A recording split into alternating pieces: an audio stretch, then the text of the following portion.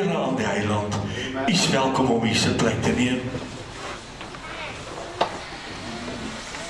Dis nou 'n lekker maklike koortjie dat almal kan saam sing, hè. Een woord. Prys die Here. Hoekom sing ons dit so baie? So na mekaar, sodat jy ook die woord kan kry. Halleluja. Prys die naam van die Here. Is lekker in die huis van die Here. Van ons mense was weg, party was daar by Sanlameer, daar waar die ryk mense vakansie hou, ander mense was by die Suidkus, ander mense was sommer die tuinroete by die huis gedoen, en maar, ek is bly julle is hier vanmorgen, van my eie kinders is nog vakansie by die see, maar u wat u is lekker in die huis van die Here. Loof die naam van die Here. Is jy reg om lekker kerk te hou? Goed, ek bly julle is hier vanmorgen, prys die naam van die Here. Halleluja, Louis, julle was daar op die Noordkus gewees, ek bly, julle is terug. En elkeen, so nice om julle te sien. Prys die naam van die Here. As ons nou hierdie diens afsluit, en ons gaan huis toe, was dit klaar lekker genoeg om in die huis van die Here te wees. Stem jy saam met my? Prys die naam van die Here. Nou, ek wil vanoggend met die gesels oor, laat ons klaar kry met die Tannie Stini lewe. Wie is Tannie Stini? Come on! Agter elke man, as ek nou Tannie Stini onthou, dan staan sy met die krullers in die kop, met haar japon aan so by die heiding, met haar slippers wat so skeef getrap is, met so 'n kwaai in die bek, en 'n leerkoppie in die hand. Dan vang sy daai kwaai so een kant. Dan skree sy, Tonnes! Het jy nie vir my 'n koppie suiker nie? Dan staan sy met die koppie. Ons gaan vanmôre klaar kry met die Tannie Stini lewe, waar ons staan en sê, het jy nie net maar vir my nie? Halleluja! Kyk wat sê daai eerste skrif, wat ek graag met u wil deel. Romeine 13:8. Wees aan niemand iets skuldig nie, behalwe om mekaar lief te hê, want hy wat 'n ander lief het die wet vervul. Wees aan niemand iets verskuldig nie. Met ander woorde, moenie gaan staan en skuld maak by iemand nie. Moenie gaan leen nie. As jy 'n motorkar koop, waar het jy daai geld gekry?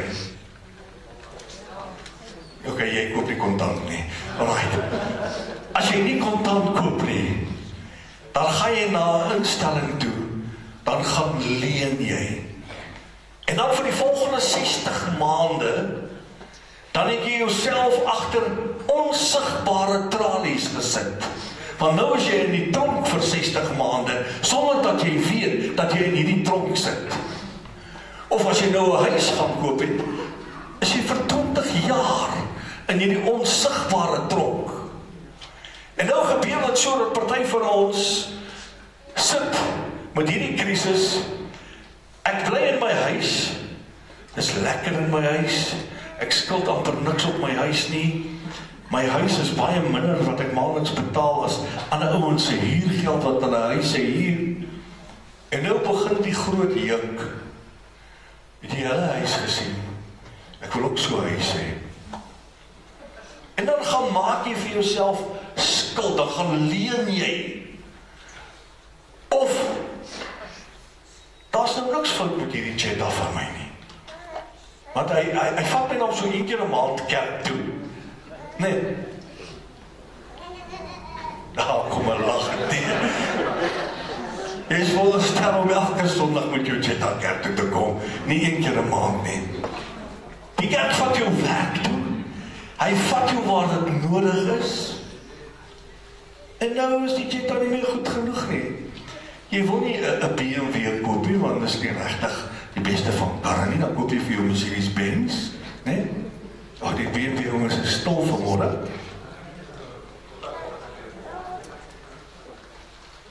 Dan koop jy vir jou skuld. Dan maak jy vir jouself tronkstraf. En En nou sê die woord van die Here, wees aan niemand iets skuldig nie. Met ander woorde, in vandag se tyd, is dit noodsaaklik, met ons ekonomiese omstandighede, dat mense wel gaan skuld maak. En ek verkwalik jou nie. Ek verkwalik jou nie as jy 'n mooi kar wil ry nie. Ek verkwalik jou nie as jy in 'n mooi huis wil bly nie. Maar moenie na 'n broer toe kom en sê, hey, daai R100 wat jy ekstra in jou sak het, wil jy my nie uithelp nie. Moenie gaan leen nie. Moenie aan iemand iets skuldig wees nie, want jy sien, as broer Jan kom, en hy kom leen by my R200, moet ek krap om R200 by mekaar te kry, en dan, as ek vir my R200 gegee het, 'n maand later, dan kyk jy my nie in die oë nie. Dan het hy nie sy skuld betaal nie. Nou wat nou? Wat gebeur? Nou begin hy draai om my te loop. Die lekker ding is, hy het nie meer vrymoedigheid om my te kom vra nie. Want hy weet hy skuld my. Maar party mense het nie geweet nie, hy sal in elk geval weer kom vra. Moenie mekaar iets skuld nie, behalwe liefde, broer Gys. En nou is dit nie die liefde vir jou vrou nie, dis die liefde vir almal. Vir almal wat die wet van, so vervul jy die wet van God, om mekaar lief te hê. Maar skuld mekaar niks nie. Moenie jouself in 'n tronk sit nie. In die Bybelse tyd was skuld 'n vreeslike ding gewees.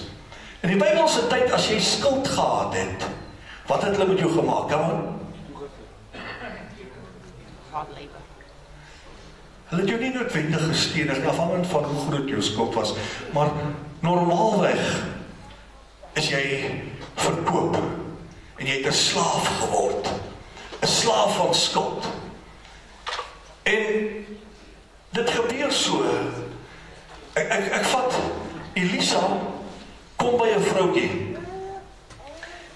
En die vroutjie kom na hom toe en sê, my man, soos Pieter se man, was 'n profeet gewees.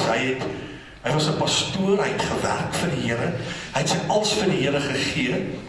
En nou is my man dood. En my 2 seuns word nou as gevangene geneem. Hulle word verkoop, omdat ek nie geld meer het nie. Daar's nie geld nie. En Elisa sê, vat my na jou huis toe, wat het jy in jou huis? En jy ken die storie vir die kanne wat kom, en die kanne word vol, en die kanne loop oor, en julle ken daai storie. Maar hierdie vrou het haar man verloor, en nou het sy haar seuns ook verloor, deur skuld. Daarom sê die woord van die Here, skuld mekaar niks nie. Moenie mekaar iets skuld nie. Hoekom? Jy word 'n gevangene. Moenie 'n gevangene wees nie. Daar gebeur iets baie ouliks. Daar in 2 Konings, die 6de hoofstuk, daar gebeur iets baie ouliks. 'n Klomp priesters kom na Elia toe. En terwyl hulle by Elia kom, Elisa, sê hulle vir Elisa, ons huis van aanbidding, ons tempel het te klein geword. Nou, kom ek sê vinnig vir julle, die tempel hier by Wesrand Herlewingsentrum gaan sommer net hier voor te klein wees. Ja, is net ek wat dit glo. Maar ek glo dit met my hele hart, dat hierdie tempel gaan te klein wees, en ons sal hierdie tempel moet vergroot. En hulle sê vir Elisa, wat gaan ons doen? Elisa gesê, gaan af daar na die Jordaan toe, gaan kap 'n bietjie hout, gaan bring balke, dan bou ons vir ons 'n nuwe tempel. En hulle vra vir Elisa, gaan jy saam gaan? Elisa sê, ja, ek gaan saam. Ek is na als, julle leie. Ek sal lei, julle volg net.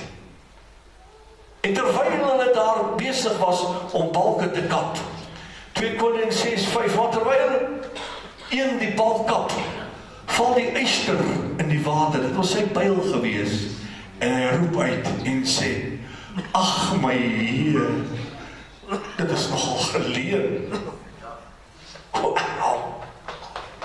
vrou het gegaan en geleen, en wat gaan nou gebeur? Hy kan dit nie vervang nie, want hy het self nie een gehad nie. En nou gaan hy oorgegee word aan die eienaar van hierdie Byl. Nou gebeur dit so, dat hierdie ou geweldige probleem het, dat hy het gaan leen. Wil jou bemoedig en ek vir jou sê, as jy nie hoef te leen nie, moenie leen nie. Moenie toe Tannie Tini staan en sê, ag, 'n koppietjie nie asseblief. Los daai goeders. Vertrou die Here ten volle. Vertrou hom ten volle vir alle omstandighede. Hoekom kan jy hom nie vertrou nie? Hoekom kan jy hom nie vertrou nie? Kom, ek wil nog nie daaroor gepraat het nie, maar kom ek sê vlugtig vir u. Die woord van die Here sê, bring jou tiende en jou volle tiende na die skatkis. Ons praat nie geld in die kerk nie. En wat sê die Here? Ek sal vir jou sorg. En hy sê, beproef my hierin. En kyk, beproef my. Nou wat is 'n tiende? Ek verdien R10.000. Ek is veronderstel om R1.000 in die tiende offerande kussie te gooi. Maar nou wat vat ek? Ek vat R100, want dis nou my tiende. Nou het ek 1% gegee, maar ek wil volle seën hê. Maar ek is nie bereid om God sy 10% te gee nie. Nie met die kerksinne nie. Dis God se opdrag. Toets my die volle tiende. Nou dink jy dit gaan goed met jou? Kan nie met jou goed gaan nie. As ek vir Willie 'n appel gee en ek sê, eet jy die appel? Dan gaan hy eet tot by die stronk. En wat gaan hy dan doen? Hy gaan die stronk weggooi. Gaan hy die pitte eet? Eet hy die saad? Nee. Maar ons kry 'n volle tiende. 'n volle gedeelte. En wat maak ons? Ons eet die saad, die 10% saad. Dan gaan die saad terug in die grond nie. In die akkers van die Here nie. Nou verwag ons, u met my, ek wil nie verskoning vra nie, maar ek voel dit in my hart, ek moes dit sê, dit is nie deel van my boodskap gewees nie. So as jy die seën van die Here wil hê, beproef hom. Beproef hom. En dan gaan dit nie vir jou nodig wees om te leen nie. My liewe vriend, Elisa staan hierdie spul so en kyk, en nou kan hierdie ou nou nie meer hout kap nie.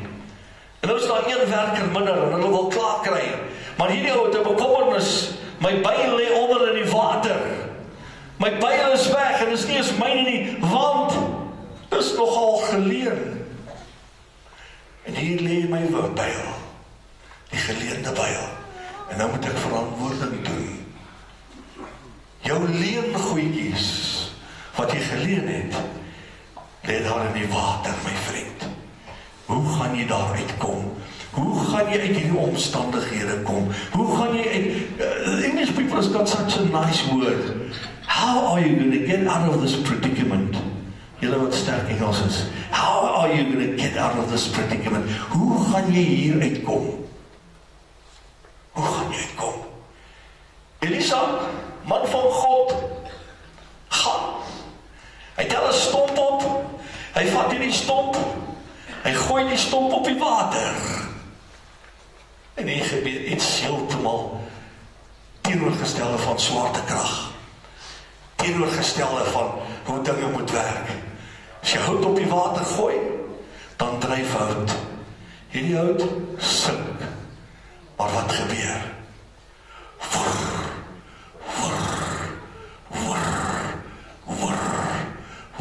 Kom hy byl na bo en dryf bo op die water. En hy man vat in sy byl. Hy sê, jy is myne wat geleen is. En nou kan ek verder hout kap. En ek kan vir die wettige eienaar sy byl gee. En nou vanoggend is jou situasie van swaar. Jou probleme lê daaronder. Dit gaan moeilik met jou. Dit gaan moeilik met jou finansiëel. Jy kry swaar. En jy moet leen om aan die lewe te bly.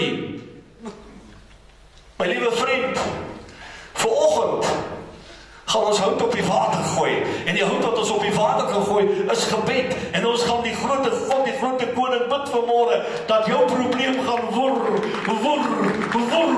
in die water uit opkom en jou omstandighede gaan verander. Oh, halleluja! Ek is opgewonde hieroor dat die Here jou omstandighede vanoggend gaan verander. Maar jy gaan dit vanoggend die hout in die water gooi wat gebed is. Ag, ek moet nie eens verder preek nie. Is daar iemand wat hout op die water wil gooi vanmôre en sê, ek gaan vanmôre oorwinning vat, ek gaan vanmôre oorwinning vat rondom my finansies, rondom my situasie, ek gaan vanmôre oorwinning vat, dat nie meer nodig is om te leer, hier is mense wat staan, en ek gaan vir hulle nou bid, en ek gaan daarmee afsluit. So, ek wil vanoggend van jou sê, vanoggend moet jy jou byl uit die water uitkry. Jy moet jou finansies daaronder uit die water uithaal. Jy moet vanmôre oorwinning vat rondom jou omstandighede.